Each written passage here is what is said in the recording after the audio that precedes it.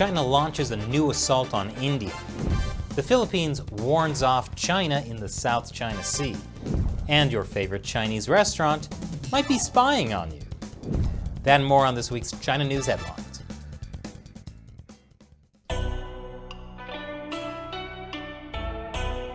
Welcome to China Uncensored. I'm Chris Chappell.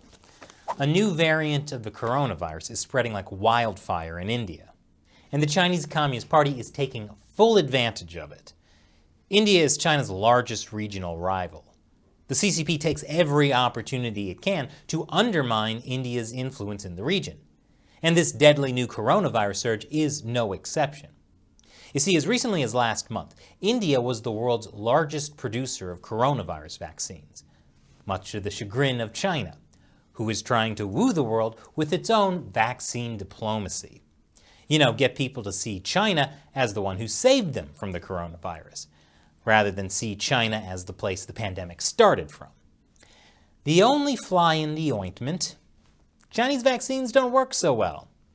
And that's according to a top Chinese health official.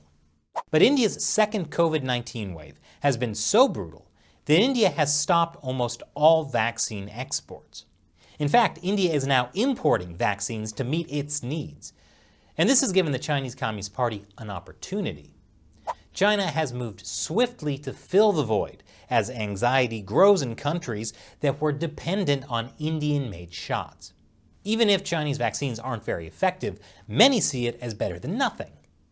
The CCP is using the current crisis in India in more ways too. A major Chinese state-run airline suspended cargo flights to India. Those flights were needed to bring in medical supplies, and Chinese manufacturers of medical supplies have raised prices. Now, that Chinese state-run airline has just retracted the ban, but it sure sent a clear message to the Indian government. You're dependent on China. The Chinese regime is also using the crisis to try to drive a wedge between the US and India. When India asked the United States this month to lift a ban on exporting vaccine raw materials, Washington appeared to drag its feet, citing the need to vaccinate the American people first. As you can imagine, that didn't go over very well. And the Chinese Communist Party saw an opportunity to exploit a possible rift between India and the US for its own gain. Chinese state-run media were quick to attack the US for selfishness and indifference, suggesting India should maybe rethink who its allies are. Meanwhile, Chinese leaders have repeatedly expressed a desire to help India, pledging to offer support and assistance to the best of our capability if the Indian side informs us of its specific needs.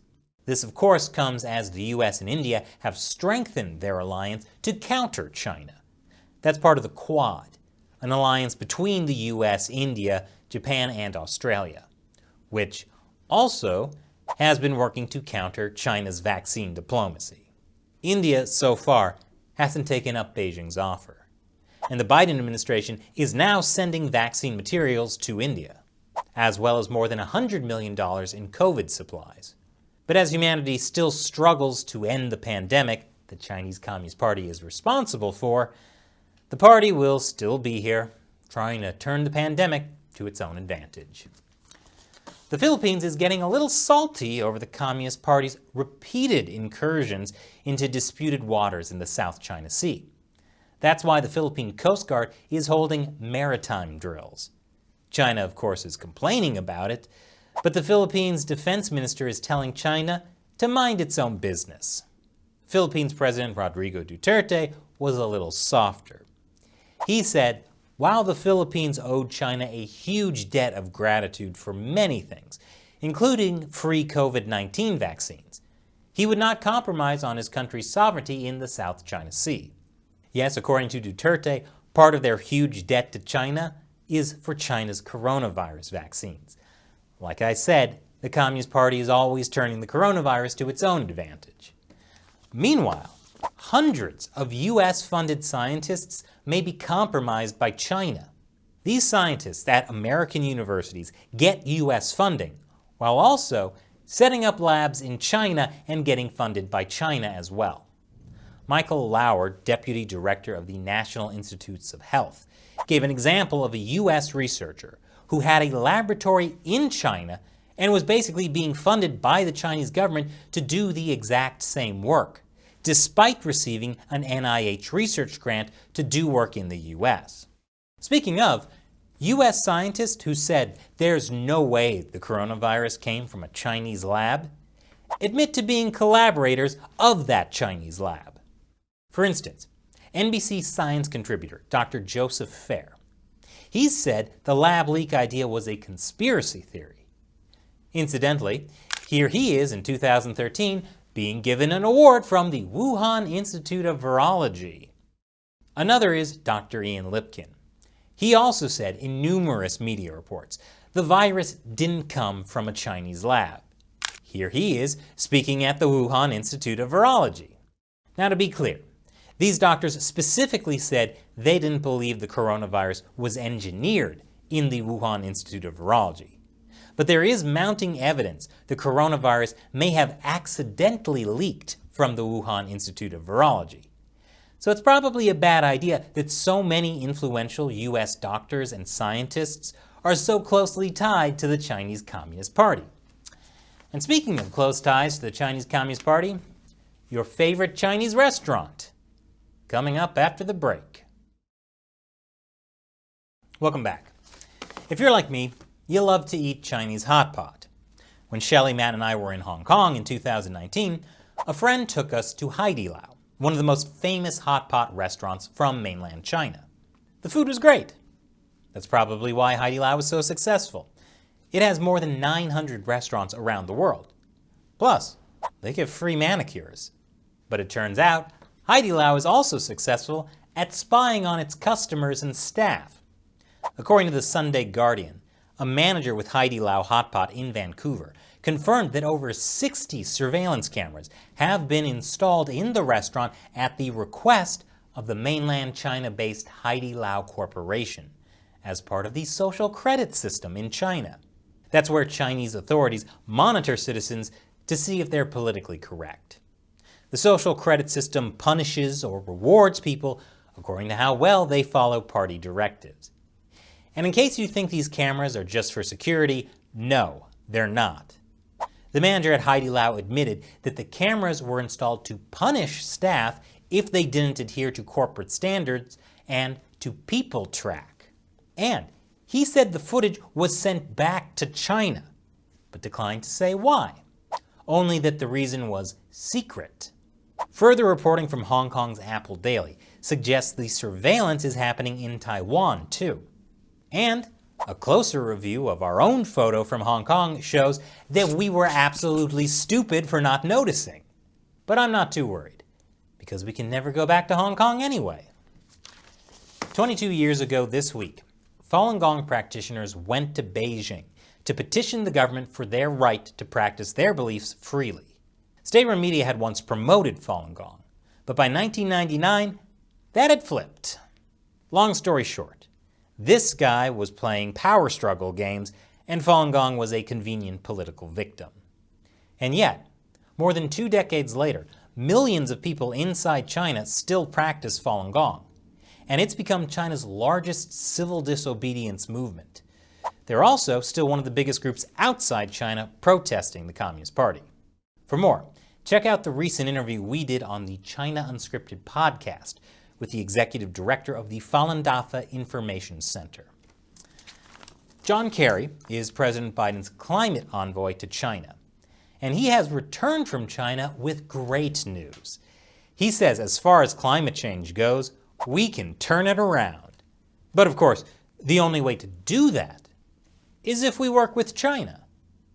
John Kerry said, "We have other differences on human rights, but those differences do not have to get in the way of something that is as critical as dealing with climate." Well said. For example, China makes most of the world's solar panels. That's because they stole the technology from US companies, but that's besides the point. We can't let that get in the way of cooperating on climate issues. Solar panels can help us go green. And we can't let human rights concerns, like that those solar panels are made by ethnic slave labor, get in the way of dealing with climate. Now sure, the Chinese Communist Party has a long history of lying about everything and repeatedly violating international agreements. But surely when it comes to climate change, we can trust the CCP this time for some reason. As John Kerry said, my sense is the Chinese know that there is a benefit to both of us being able to resolve the climate crisis because our citizens are deeply affected by our failure to do so. Because if there's one authoritarian regime that really cares about its citizens, it's the Chinese Communist Party. I mean, surely the CCP recognizes the mutual benefit of reducing greenhouse gas emissions, which is why they're still building an insane number of new coal plants. Dear American officials, if you think you can trust the Chinese Communist Party because this time it will be different, that is literally the definition of insanity. And now it's time for me to answer a question from a member of the China Uncensored 50 Cent Army, fans who support us and our efforts to expose the truth about the Chinese Communist Party on the crowdfunding website Patreon. Charlie Badge asks, if China invades Taiwan, what about the U.S. military equipment sold to them? Does Taiwan have the F-35 bomber? Is America willing to protect this technology? Excellent question. Obviously, it is a concern to the U.S. what happens if U.S. military equipment sold to Taiwan falls into the hands of the Chinese Communist Party. It's actually one of the reasons why Taiwan doesn't have the F-35. Even without an invasion, U.S. military technology in Taiwan is at risk. According to one expert, it would be very hard for the Taiwanese to hold the secrets, not because they would give them up willingly, but because of the infiltration of the Chinese into their system. Then there's issues with money. The F-35 is a very expensive fighter jet, not just to buy, but to maintain. Some think that money would be better spent on other defense systems. However, there are arguments for selling Taiwan the F-35. From a military perspective, experts say the F-35 is perfectly suited for flying in Taiwan. The plane can take off from short runways and land vertically like a helicopter. That would be important in a war with China, which would likely bomb Taiwan's airfields, preventing traditional jets from taking off. But of course, such a move might anger China. And so, for a variety of reasons, U.S. military support of Taiwan remains limited. Thanks for your question, Charlie. And a big thank you to everyone who supports China Uncensored on Patreon. We could not do this show without you. So thank you for joining us in the fight to expose the Chinese Communist Party to the world. If you're interested in joining, head over to patreon.com/China Uncensored. Once again, I'm Chris Chappell. See you next time.